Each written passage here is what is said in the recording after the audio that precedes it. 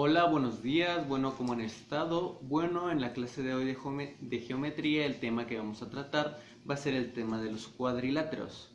Los cuadriláteros son unas figuras que predominan principalmente en geometría. ¿Por qué? Porque son muy comunes observarlos. Los cuadriláteros los definimos como todas aquellas figuras que tengan cuatro aristas y cuatro vértices. ¿Qué quiero decir con cuatro aristas y cuatro vértices? Bueno, las aristas es otro nombre que utilizamos para los lados y los vértices para las esquinas. Entonces, si cambiamos esto, podríamos decir que los cuadriláteros son todas aquellas figuras geométricas que tienen cuatro lados y cuatro esquinas. Pero no solo tienen esas propiedades, digamos, los cuadriláteros, sino de que mayormente al menos dos de sus lados son paralelos. Eso no pasa siempre en todos los cuadriláteros, pero regularmente sucede, o al menos en los que tenemos un mayor conocimiento dentro de ellos. También los cuadriláteros tienen algunos otros nombres, no muy usados, pero generalmente los tienen, como lo podría llegar a ser el nombre de tetrágono. Tetra refiriéndose al prefijo de 4 y ágono refiriéndose a los lados. Esto haciendo similitud como lo podría llegar a ser en el pentágono, en el hexágono, en el octágono, en el decágono y generalmente en cualquier otra figura que tenga cualquier número de lados. También está el nombre de cuadrángulo, haciendo referencia al triángulo, pero tampoco es muy utilizado, generalmente se les mantiene como cuadriláteros. La palabra cuadrilátero viene del latín y se divide en dos, en la parte de cuadro, que quiere venir representando cuatro, y láteros, que es lado. Entonces así viene siendo cuatro lados. Generalmente aquí vamos a ver lo que llegan a ser los cuadriláteros que más podremos llegar a observar, que por ejemplo aquí los tengo, que en este caso viene siendo el rectángulo, el cuadrado, el rombo, el trapecio y el romboide. Bueno, cada uno tiene, llamémoslo, una forma particular en cómo se ve y también tiene propiedades en específico. Por ejemplo, aquí en este caso el rectángulo tiene una particularidad, que es que sus cuatro ángulos internos, estas cuatro flechitas negras que observamos, son iguales cada una de ellas. También tiene otra particularidad de que dos de sus lados, por ejemplo, este y este, son iguales, al igual que este y este. En un cuadrilátero no todos sus lados tienen que ser iguales, ni todos sus ángulos tienen que ser iguales. Esto puede ir variando dependiendo de cómo sea el cuadrilátero y de qué propiedades, llámese, vaya a tener. En este caso tenemos dos necesidades para obtener el área, que serían la base y la altura. La base siendo representada por el lado mayor y la altura por el lado menor. Una característica principal de los cuadriláteros en general es que la suma de sus ángulos internos tiene que sumar 360 grados. ¿Qué quiero decir con esto? Aquí tenemos sus cuatro ángulos internos, que son estos. Se representan con este símbolo, que es como un cuadrado. ¿Por qué? Porque eso quiere representar que es un ángulo recto, un ángulo de 90 grados. Entonces, si con eso nosotros sumamos los lados, tendríamos que son 90 más 90 más 90 más 90. Que entonces sería 90 más 90, 180. Y 180 más 180 son 360. Con esto observamos que efectivamente la suma que hacen sí son los 360 grados. Y podrían decir, esto lo vimos anteriormente también con los triángulos, o lo llegué a comentar, que sería que la suma interna de un triángulo, digamos, estos ángulos de aquí, tiene que sumar también 180 grados. Si se dan cuenta, es una diferencia del doble, simplemente por agregar un vértice y por agregar un lado. ¿Esto por qué surge? Por la necesidad de una mayor amplitud dentro de los lados. En este caso, si lo notan, el máximo ángulo que podrían llegar a tener era uno de 90, pero era solo uno. Y si todos fueran, digamos, el mayor fuera menor, pero todos los demás ángulos fueran más grandes, tendría que haber sido de 60 grados. En cambio aquí serían 3 ángulos de 60 grados, pero aquí ya serían 4 ángulos de 90 grados. Para tener solo un vértice más grande, un vértice más y también una arista más, es mucho más la suma de los ángulos. También algo que cambiaría entre el triángulo y el cuadrilátero es que los triángulos, si lo notan, no tienen diagonales. ¿Qué quiero decir con esto? Si tuviéramos aquí nosotros nuestro triángulo, no habría ninguna diagonal. ¿Por qué? Porque ya están cubiertos por los lados. Si quieres hacer una línea de este punto a este punto, ya está, que sería el lado. Igual para los demás. En cambio, con los cuadriláteros sí hay, que serían las diagonales. En el caso de los cuadriláteros solo pueden tener 2 diagonales. ¿Por qué? Porque solo hay un punto que no esté, llamémoslo, colateral, que no tengan el punto al lado directamente. En este caso, si tengo aquí lo que vendría a ser mi cuadrado, el ejemplo precisamente sería este. La diagonal sería de este lado a este lado y de este lado a este lado. ¿Por qué nada más sería así? Porque este lado, este punto es el único punto que no está al lado de este. Si se dan cuenta, puede que estén opuestos o puede que no necesariamente. Por ejemplo, en el trapecio, este lado no está precisamente opuesto a este, pero aún así esa sería una diagonal. ¿Por qué? Porque no es una esquina que tengan al lado, como lo podría llegar a ser esta o esta dentro de este punto. Esa es otra característica, llamémoslo, principal de los cuadriláteros. Bueno, en cuyo caso llegamos a seguir, que en este caso sería con el cuadrado. Como ustedes pueden ver, el cuadrado es una figura muy regular. ¿Por qué? Porque los 4 lados que tiene miden exactamente lo mismo, no hay una diferencia en cuanto miden. Y es lo mismo con los ángulos. Los 4 ángulos internos que tiene el cuadrado son exactamente iguales, que vendrían siendo, al igual que en el rectángulo, ángulos rectos, ángulos de 90 grados. Y entonces, a la hora de, llamémoslo, ver cuánto mide el área del cuadrado, se usa una fórmula muy parecida a la base por altura, que sería lado por lado. ¿Por qué digo que es parecida a base por altura? Justamente porque si se dan cuenta, a la hora de multiplicar base por altura, están multiplicando un lado por otro lado. ¿Eso qué es lo que llega a causar? Que estés multiplicando 2 lados, llamémoslos, diferentes. En cambio, en el cuadrado sería lo mismo, multiplicar lado por lado. La diferencia es que esos 2 lados van a ser iguales. Entonces, en lugar de representarlo así como lado por lado, lo puedes representar como lado al cuadrado, que vendría siendo exactamente lo mismo. Bueno, después de eso viene lo que sería el rombo. El rombo es como si un cuadrado lo agarraras de sus esquinas opuestas, de las que forman una diagonal, y ya sea o lo jalaras o lo apretaras de ahí. ¿Eso qué va a causar? Que las otras esquinas se van a hacer o más largas o se van a acercar más. En este caso tenemos este rombo.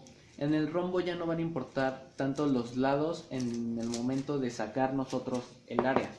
¿Por qué?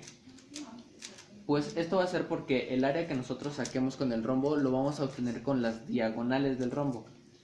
En este caso, las diagonales, que son estas, van a tener una cierta medición, y siempre vamos a tener una diagonal ya sea menor o una diagonal mayor. En este caso, la mayor va a ser la más larga de los 2 lados, de las 2 esquinas que estén más lejos, y la menor va a ser la más corta de las 2 esquinas que se encuentren más cercanas. En este caso, la fórmula para obtener el área de lo que sería el rombo sería la diagonal mayor por la diagonal menor. Y este resultado sería entre 2. Bueno, el siguiente cuadrilátero a observar sería precisamente el trapecio. El trapecio aquí está, si lo notan. Algo que han tenido las 3 figuras anteriores, pero que el trapecio ya no lo conserva, es que todos sus lados sean paralelos. ¿Qué quiero decir con esto? Si lo notan, este lado de arriba y este lado de abajo son paralelos, al igual que estos dos de los laterales. Al igual que en el cuadrado, estos dos lados son paralelos, al igual que estos. Y estos lados igualmente son paralelos. Este con este y este con este. El problema viene en el trapecio, en el que ya no todos sus lados son paralelos, sino que solamente tiene este par. ¿Por qué? Porque si estos lados los seguimos ya sea extendiendo, vamos a notar que en algún momento de que se extiendan se van a cruzar. Y en el punto en el que se cruza es justamente donde la figura pierde que los lados sean paralelos. ¿Por qué? Porque la definición de paralelo es que dos líneas, sin importar cuánto se extiendan, nunca se van a tocar. Y en este caso justamente sí lo hacen, por lo que esos dos lados pierden el ser paralelos. También aquí vamos a tener tres puntos de referencia ahora, que va a ser la parte de abajo del trapecio, que va a ser la base mayor, la parte de arriba del trapecio, que va a ser la base menor, y también vamos a tener justamente lo que representaría ser la altura. La altura la tenemos que medir de la parte interna del trapecio. Sería la diferencia que hay entre la base menor y la base mayor.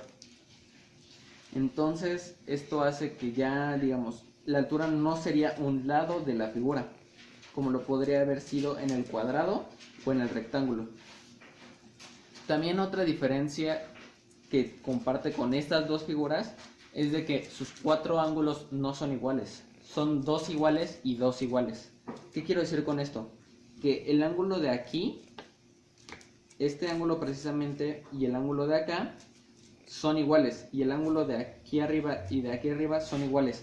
Eso lo comparte con el rombo, donde al igual tiene dos lados, dos ángulos iguales, que es, digamos, este de abajo y el de arriba, y este de un costado y del otro. En este caso son los lados, llámese, opuestos que comparten, y que comparte ángulos iguales. Y ya por último, la figura que vamos a ver sería el romboide. El romboide, si se dan cuenta, es como un rectángulo al cual ustedes lo llegaron a jalar de un lado. Es por eso que se ve así. Pero la fórmula es la misma, base por altura. ¿Por qué es la misma? Si se dan cuenta, aquí ustedes, si lo parten de ahí, van a ver un triángulo. En ese caso sería este triángulo. La cosa es de que si ustedes agarran ese triángulo y lo pasan para acá, completaría lo que vendría siendo el rectángulo y sería exactamente igual. Es por eso que la fórmula es igual, base por altura. La cosa es que justamente la altura, al igual que con el trapecio, no viene representándose uno de sus lados, sino que el problema es que tienes que ver la altura de manera interna, que vendría siendo esta parte de aquí. Bueno, aunque hayamos llegado a ver estas fórmulas, no solo existen estas fórmulas para calcular el área de un cuadrilátero, existen otras fórmulas que se usan en casos ya sea más específicos a la hora de hacer, como por ejemplo esta. Si se dan cuenta, aquí lo que tengo es un cuadrado dentro de un círculo. ¿Por qué? Porque esta fórmula solo funciona específicamente con todas aquellas figuras que estén circunscritas. ¿Qué significa eso? Pues significa justamente que estén dibujadas dentro de lo que vendría siendo un círculo. Y para eso la fórmula sería esta, que el área va a ser igual a P menos A por P menos B por P menos C por P menos D. Si se dan cuenta, esta es una fórmula muy parecida a la fórmula de Herón, que la vimos en la clase anterior con los triángulos. Y es aún más parecida, ¿por qué? Si se acuerdan, en la fórmula de Herón nosotros teníamos S, que significaba el semiperímetro. En este caso tenemos a P, que representa exactamente lo mismo, el semiperímetro de la figura. La única diferencia es que está designado con lo que vendría siendo otra letra. Y también tenemos A, B, C y D, que también vendrían representando los lados de la figura. Entonces, si lo notan, es exactamente la fórmula de Herón, simplemente que de manera inicial ya no multiplicamos el semiperímetro, simplemente sería el semiperímetro menos los lados y vamos multiplicando. En este caso el ejemplo sería con este cuadrado que tiene del lado 4. Entonces el semiperímetro sería sumar todo, sacar el perímetro y dividirlo entre 2, que será 4 más 4 más 4 más 4. 32, que sería justamente 16. Entre 2 serían 8. Entonces con esto ya tendríamos lo que vendría siendo el semiperímetro de la figura. Ya nada más quedaría sustituir los datos. ¿Por qué? Porque ya tendríamos justamente el lado de la figura. Y como en un cuadrado, todos los lados de las figuras, todos los lados miden exactamente lo mismo, pues ya tendríamos las medidas de los lados A, B, C y D. En este caso, al igual que el triángulo, es, por decirlo de alguna manera, arbitrario. Ustedes pueden elegir el que ustedes consideren el lado A, el lado B, el lado C y el lado D. No importa cuál decidan ustedes elegir o ponerle nombre a cada uno. Simplemente tienen que hacerlo de manera ordenada. Porque en este caso es un cuadrado, así que no importa porque el resultado nos daría lo mismo.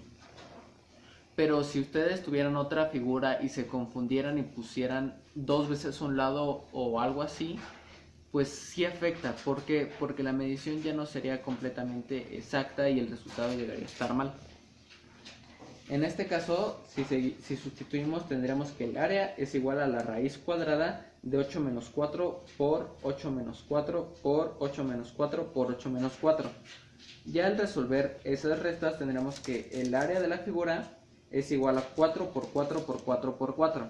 Si realizamos la multiplicación, obtendríamos justamente que el área de la figura es igual a la raíz cuadrada de 256.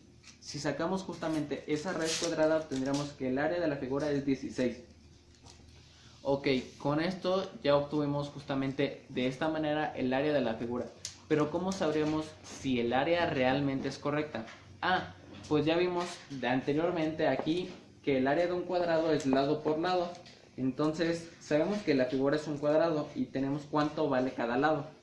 Entonces podríamos sustituir. Entonces el área del cuadrado sería lado por lado, que sería 4 por 4, que sería igualmente 16. Entonces ya con esto logramos observar que la figura tiene un área de 16 y lo llegamos a comprobar utilizando otra fórmula. Entonces con esto ya logramos ver que la fórmula efectivamente es correcta y efectivamente funciona. Claro, en este caso tenemos un cuadrado, por lo que sería bastante más práctico el usar, directamente la fórmula de lado por lado. Pero digamos, si tuviéramos un círculo y nada más hiciéramos una figura, un cuadrilátero al azar,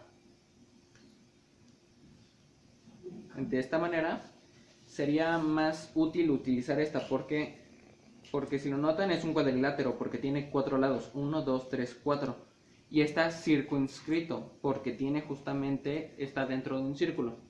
Ustedes, al esta no ser una figura regular, ustedes no tendrían una fórmula para calcularlo, pero al ser un cuadrilátero y al estar dentro de un círculo pueden usar justamente esta fórmula para hacerlo. Ya sea yo les pongo que este lado vale 10, este lado vale 5, este lado vale 3 y este lado vale 15. Ya sea, si es así y esas son las medidas, pues con eso ustedes ya tendrían lo suficiente para obtener lo que vendría siendo el área a través de esta fórmula que nosotros ya vimos.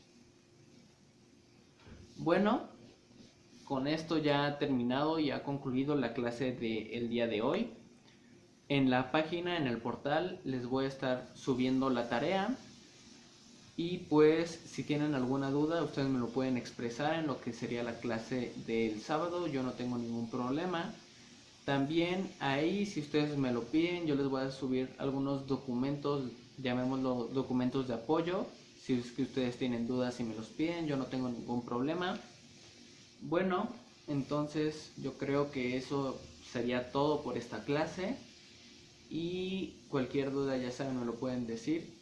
Y la tarea se la subiré justamente entre el día viernes en la noche y el día sábado en la mañana para que la entreguen hasta el viernes de la siguiente semana. Bueno, sin nada más que decir, pues adiós.